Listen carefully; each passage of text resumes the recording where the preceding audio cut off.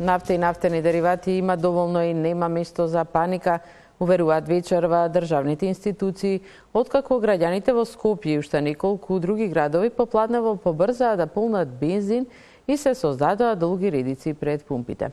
Компанијата Макпетрол соопшти дека во моментов нема ниту потреба, ниту има намера да го прекине снабдувањето на бензинските пумпи со гориво. Пред бензинската пумпа Макпетрол во Карпош е Далиборка Демјанска. Далиборка, каква е состојбата во моментов? Сања, овде во моментов е подсмирено, зад мене може да се забележат 10 до 15 возила кои полнат гориво. Пред час и половина ситуацијата беше многу поразлична. Овде можеше да се забележи долга колона од возила, од луѓе кои полнеа гориво. Таква беше ситуацијата и сегде на сите бензински пумпи во државата.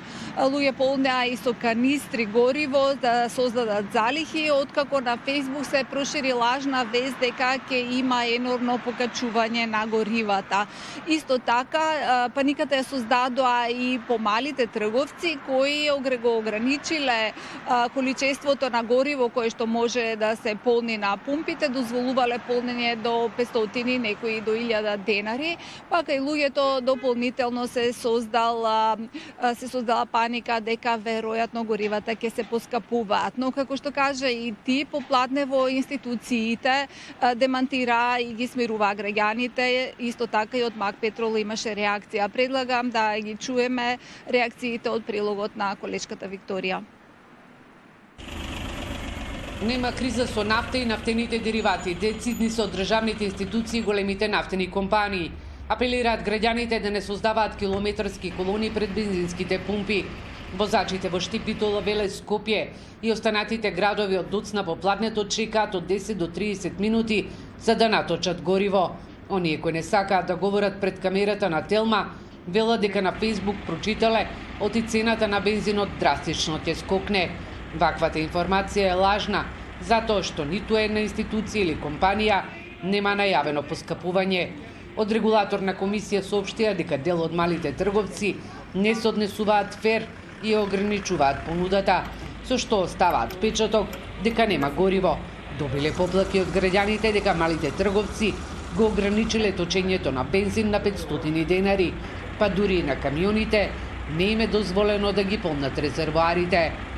На тој начин си прават залиха, која би ја продавале по нови цени, што на некој начин во услови на криза е воено профитерство. Со овие ограничување колку нафта точат на пумпите, овие мали трговци ја создале паниката. Ја не знам, јас нафта немам, дојде да напунам, а сега баш конкретно разговарам со пријател од Кочани, вика кај нас у Кочани си најнормално. На Лукоел две возила, на Макпетрол вика 4 возила. Се најнормално, значи во е некоја не знам што е, јас се зачудив. Лажна информација? Па да. Те чуди ли оваа гужва колона? Тоа ме чуди, изгледа нешто кажува оваа работа, дека нешто ќе има, што ќе има, како да оди кон зголемување на нешто цена, да тоа ќе оди. А како, што не знаеме ништо, немам информација, еве слушам радио цело време, ништо нема никој кажано. Ма нема потреба, колку може да го напунам резервоарот, колку ќе заштедам? 100 динара, 200, повеќе утре ќе се каче пат, треба скап бензин да ставам. Джабе прават гужви, джабе се прави се тоа. Ја по потреба да оти треба да патувам до Скопје, треба да опот. Онака немаше потреба да доваѓа. Пумпите не точат нафтени деривати во туби, пред се за да не се складираат и загрози безбедноста на граѓаните, но Макпетрол не го ограничува количеството на гориво за потрошувачите на своите пумпи. Од неголемата нафтена компанија велат: Макпетрол ги известува потрошувачите дека нема рестрикции и прекин во снабдувањето на гориво на бензинските пумпи на оваа компанија и покрај фактот дека во овој момент Макпетрол работи со загуба.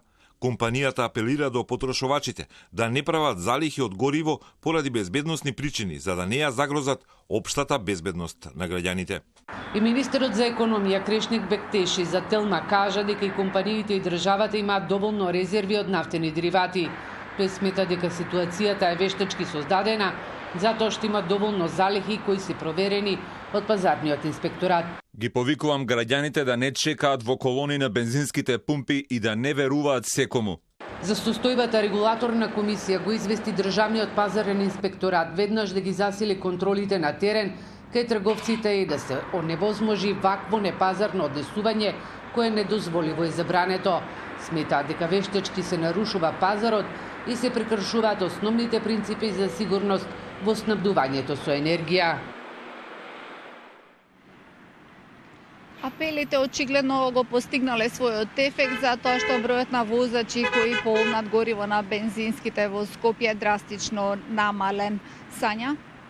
Благодарам, тоа беше Далиборка Демјанска. Очигледно паниката околу снабдувањето со горива се нормализира во текот на вечерта.